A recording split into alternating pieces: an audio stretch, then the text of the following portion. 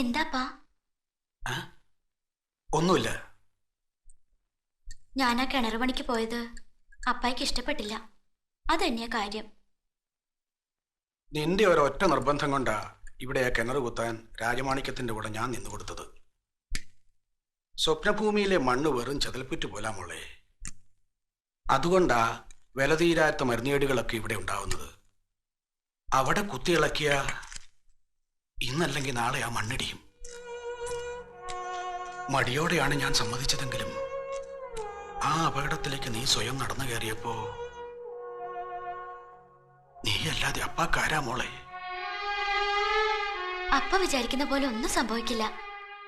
ഈ സ്വപ്നഭൂമി നമുക്ക് കൈവിട്ട് പോരുതെന്ന് അപ്പായ്ക്കും ആഗ്രഹമല്ലേ? പിറന്നു വീണ ഇടമല്ലെങ്കിലും ഈ മണ്ണിന്റെ ജീവനാ. എന്തൊക്കെ വന്നാലും ഞാൻ ഇവിടം വിടില്ല. അപ്പ നോക്കിയോ, ആ കിണർ കുത്തി കഴിയുമ്പോ സൈലന്ദ്രി നദി ഇങ്ങോട്ട് ഒഴുകും. നമുക്ക് വെള്ളം കിട്ടും അപ്പ, നമുക്ക് വെള്ളം കിട്ടും.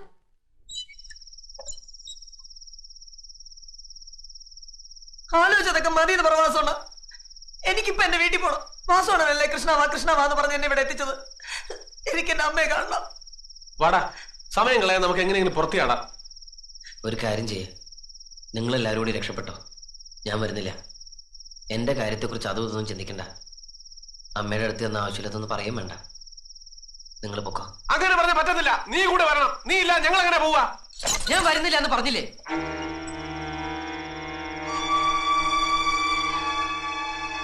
ഞാൻ കണ്ടിട്ടില്ല എൻ്റെ അച്ഛനെ. എനിക്ക് ഓർമ്മ വയ്ക്കുന്നതിന് മുമ്പ് മരിച്ചതാ അച്ഛൻ. പക്ഷേ ഇവിടെ ഈ സ്വപ്നഭൂമിയില് ഞാൻ എൻ്റെ അച്ഛൻ്റെ മണം അറിയുന്നു, സ്വരം കേൾക്കുന്നു. അച്ഛൻ എന്നോടൊപ്പം ഇവിടെ ഉണ്ട്, എന്നെ കാക്കാൻ.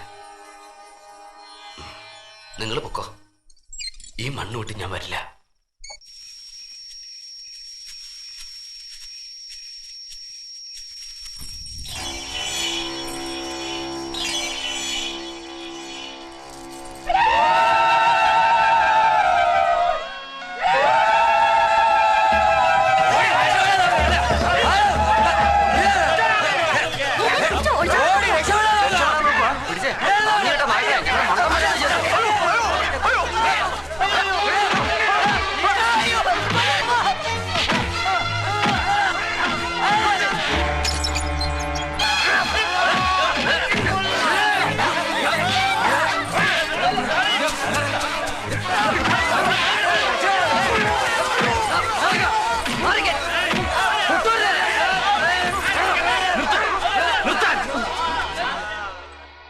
നീക്കാരാ ഇവരെ ദേഹത്തോടാൻ? നീയൊന്നും പറഞ്ഞുറപ്പിച്ചിട്ട് കൊണ്ടുവന്നല്ലോ ഇവരെ, ആണോ? അവരവരുടെ ഇഷ്ടത്തിന് വന്നു, ഇഷ്ടത്തിന് പോവും. തല്ലിച്ചടയ്ക്കാനും തടഞ്ഞു വെക്കാനും നിങ്ങൾക്ക് എന്താ അവകാശം? പറഞ്ഞുറപ്പിച്ച് ചാകാൻ കൊണ്ടൊന്നും ഒരുത്ത കിടപ്പുണ്ടായിരുന്നില്ല അവിടെ. കരാർ ഉറപ്പിച്ചത് ഞാനുമായിട്ടല്ലേ, ഇവരുമായിട്ടല്ലോ. കാശിട്ട് തന്നത് ഈ കൈകളിലേക്കല്ലേ, ഈ കൈകളിലേക്ക്. ഈ കൈ കൊണ്ട് ഞാൻ കുഴിക്കും സ്വപ്നഭൂമിയിൽ ഒരു കിണറ്. ദൈവത്തെക്കാൾ ഞാൻ സ്നേഹിക്കുന്ന എന്റെ അമ്മയാണ് സത്യം. നിങ്ങൾ ഇനി കുഴിക്കേണ്ടെന്ന് പറഞ്ഞാലും ഞാനത് കുഴിച്ചിരിക്കും. ഇനിയിപ്പോ ലോകത്തിലത്തെ കൂലി ചോദിച്ചു എന്നുള്ള വിഷമം വേണ്ട. ഒരു കോല് ഒഴിക്കാൻ 25 രൂപ മതി ഈ കില്ലാടിക്ക്. വെറും 25 രൂപ പോരെ? കൂടുതൽ സ്നേഹം തോന്നുന്നുണ്ടെങ്കിൽ ഒരു നേരത്തെ ചോറും കൊടുത്താ കഴിച്ചോളാം. പക്ഷേ ഒന്നും ചെയ്യാത്ത ഇവരെ പിടിച്ച് ദ്രോഹിച്ച് തടിമെടുക്കും തിന്നമെടുക്കും കാട്ടണ്ട. പ്രദീപേ, വാസുന, നിങ്ങൾ ധൈര്യമായിട്ട് പൊക്കോ. നിങ്ങളെ ആരും ഇവിടെ ഒന്നും ചെയ്യില്ല. മാറ്, വഴി മാറി കൊടുക്കാൻ. പൊക്കോ പൊക്കോ പൊക്കോ. ക്ഷമിക്കും പോലെ, ഇപ്പോഴാണ് നിന്നെ ഞങ്ങൾക്ക് മനസ്സിലായത്. നിന്നെ മാത്രം ചാകാൻ ഇവിടെ വിട്ടിട്ട് ഞങ്ങൾ പോകൂല. ഞങ്ങളുണ്ടോ കൂടെ? വാ നടക്ക്.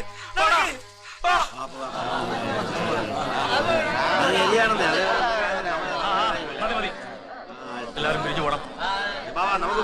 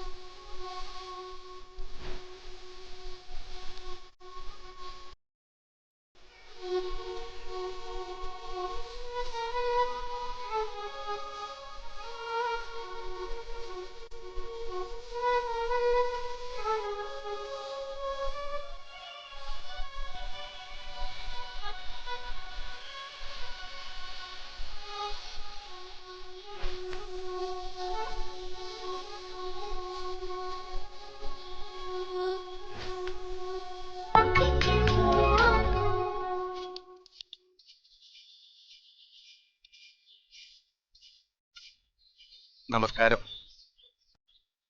തീരുമാനം കലക്കി. നിങ്ങളെയൊക്കെ ഒന്ന് അഭിനന്ദിക്കണമെന്ന് കരുതി തന്നെ ഇറങ്ങിയതാ. അല്ല, നിങ്ങൾക്ക് എന്താ സ്വപ്നഭൂമിയായിട്ട് ബന്ധം? അങ്ങ് മാറി എനിക്ക് കുറച്ച് സ്ഥലമുണ്ട്. ക്ഷണിക്കാതെ തന്നെ ഇടയ്ക്കിടയ്ക്ക് ഞാനിവിടെ വരും പോകും. തലമുറകളായി ഞങ്ങളുടെ കുടുംബത്തിന്റെ ആരോഗ്യം കാത്തു സൂക്ഷിക്കുന്നവരാ സ്വപ്നഭൂമിക്കാര്. സാക്ഷാൽ അശ്വിനി ദേവന്മാർക്ക് പോലും അറിയാത്ത മരുന്നുവർഗ്ഗങ്ങളും ചികിത്സാ രീതികളും ഇവർക്കറിയാമെന്നാണ് പൊതുവെയുള്ള വിശ്വാസം. അതിനെപ്പറ്റിയൊക്കെ ലോകം അറിയാൻ പോകുന്നതേ ഉള്ളൂ. സർക്കാർ സംബന്ധമായ കാര്യങ്ങളിൽ ഇടയ്ക്ക് ഞാനിവരെ സഹായിക്കാറുണ്ട്. സൈരന്ധ്രയിൽ അണ കെട്ടുന്നതിനെതിരെ വർഷങ്ങളായി നിലനിന്നൊരു കേസുണ്ടായിരുന്നു. അതിലിവർ തോറ്റു. അതുകൊണ്ടാ കില്ലാടിയുടെ കാൽക്കൽ അപേക്ഷയുമായി വന്നത്. അവർക്ക് തെറ്റുപറ്റിയില്ല, റൈറ്റ് പേഴ്സണെ തന്നെയാണ് സമീപിച്ചതെന്ന് ഇന്നലെ രാത്രി കില്ലാടി തെളിയിച്ചു. സ്വപ്നഭൂമിയുടെ ജീവൻ ഇനി കില്ലാടിയുടെ കൈകളില്ല. All the best. താങ്ക്സ്. പിന്നെ ദയ തോന്നി പണം കുറയ്ക്കേണ്ട ഒരു കാര്യമില്ല. പണം അവർക്കൊരു പ്രശ്നമേ അല്ല. They are rich, very rich.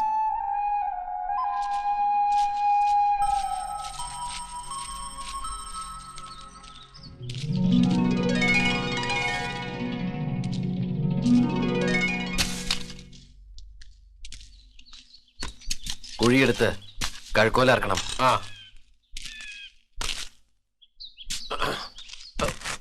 പിടിച്ചു പൊക്ക് കൃഷ്ണ.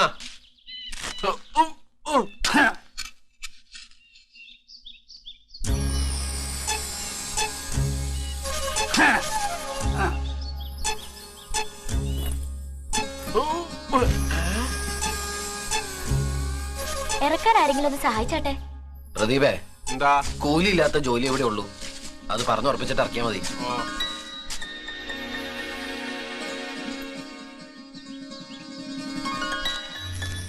ആ ആ ആ പിടിക്ക്. ഓ ഓ പതുക്കെ പതുക്കെ പതുക്കെ പതുക്കെ.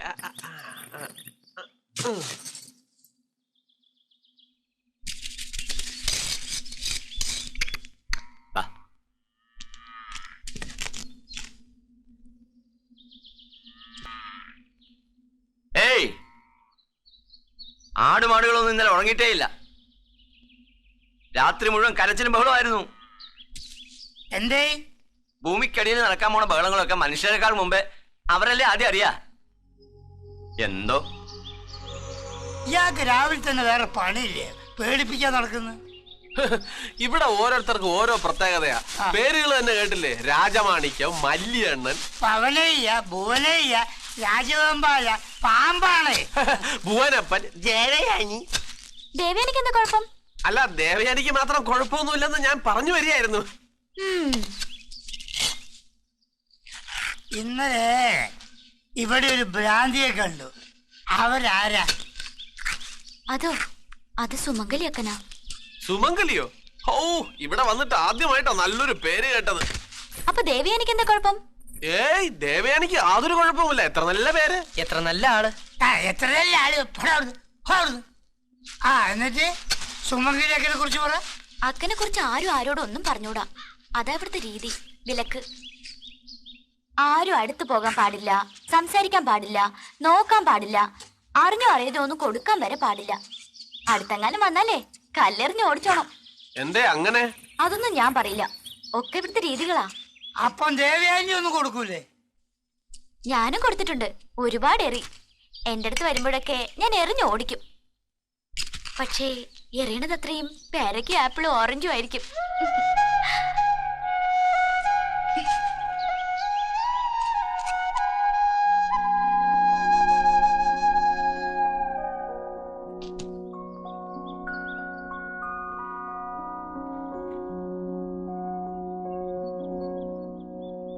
ഞങ്ങൾ ചെറിയ ചെറിയ സാധനങ്ങളൊക്കെ വേണം ചെയ്തുതരാം. ഇപ്പൊ ആവശ്യമില്ല, ആവശ്യമുള്ളവർ ടെലിഗ്രാം ചെയ്യാ. അപ്പൊ വന്നാ മതി. ഇപ്പൊ പോയിക്കാ.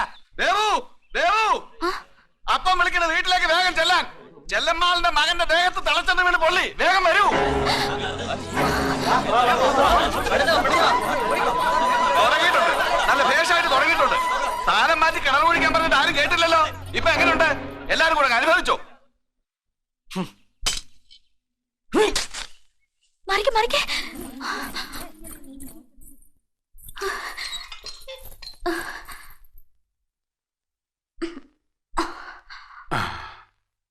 നല്ലേ?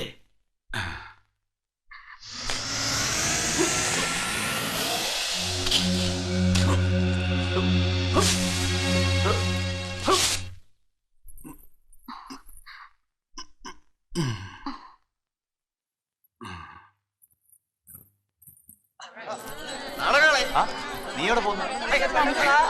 നിനക്ക് വേറെ യാതൊരു ജോലിയില്ലേ? ഞാൻ പൊയ്ക്കോട്ടെ പൂവനണ്ണ. ആ ശരി ശരി. ആ പണിക്കാർക്കൊക്കെ ഊണ് ശരിയാക്കിയിട്ടുണ്ട്. അതുമായിട്ട് ഞങ്ങൾ വന്നേക്കാം. പറഞ്ഞേരെ. ആ പറഞ്ഞേക്കാം.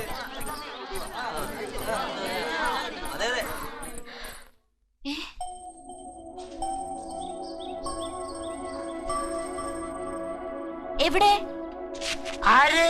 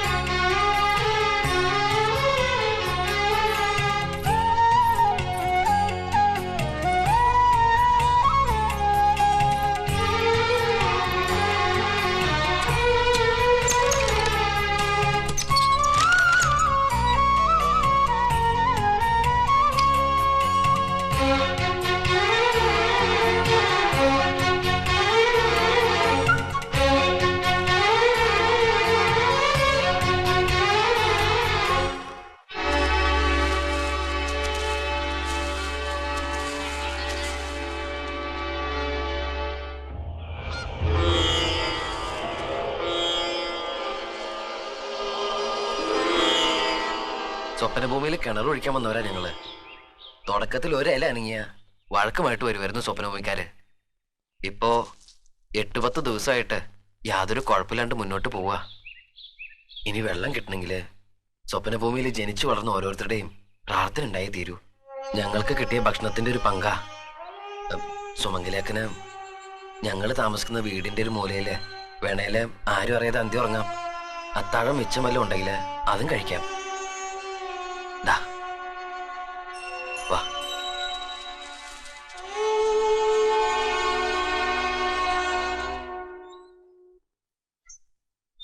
സ്വപ്നഭൂമിയിൽ നിന്ന് പുറത്തുപോയി നാട്ടിലെ കോളേജിൽ 2 വർഷം പഠിച്ച ഒരേ ഒരു പെൺകുട്ടിയാ ഈ സുമംഗലി.